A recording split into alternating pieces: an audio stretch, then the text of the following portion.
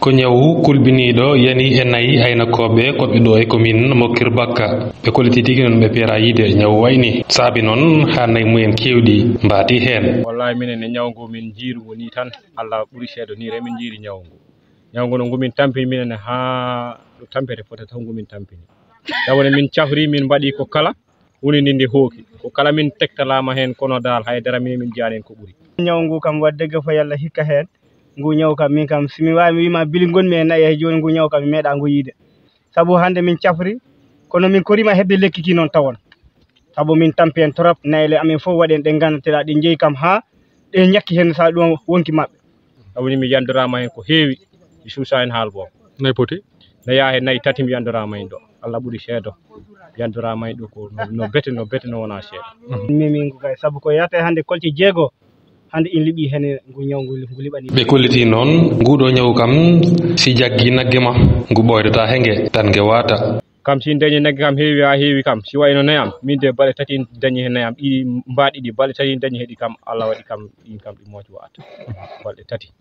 kamin waɗat putte ɗe goni to nder ɓantoji ɗe punti si haaji Allah gaga yeeso hakkude koyɗe nangata ɓernde balɗe tan jiya nagge nge moca loro no kala no min tektonirama hen saabu min mbiyanoma hay o ɗumanit gresino mbo en moƴƴi kono min jarni min mbaɗi ko kala hunde dal haydara dal min mbiyani ko ɓuuri hay so tawi ɓe jokkodiri e vétérinaire aji ɗi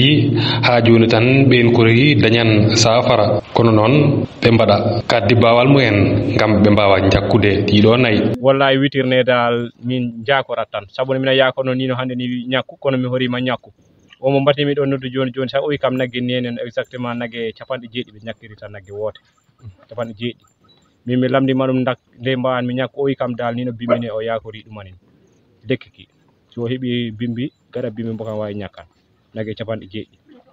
ɗon dal min mbatidi wadde bawo so wawi dal gaɗa bimbi talata so dawi wara o ñakkana min dara daksi min ñakki ina waɗanan min musduwa henaye ɗum dal min jiiɗi ɓeɗo aynakoɓe goɗɓe ɗo e diwan mo Kirbakka kamen noon ɓe beddo erago e laamu Sénégal ha tengti e jagorɗo kalfinaɗo gaynaka no wallirta ɓe ha ɓe mbawa safrudiɗo nayi mumen ɗi gandanɗa ɗi keeɓo huuɓe e nguɗo ñawu. Kaolack,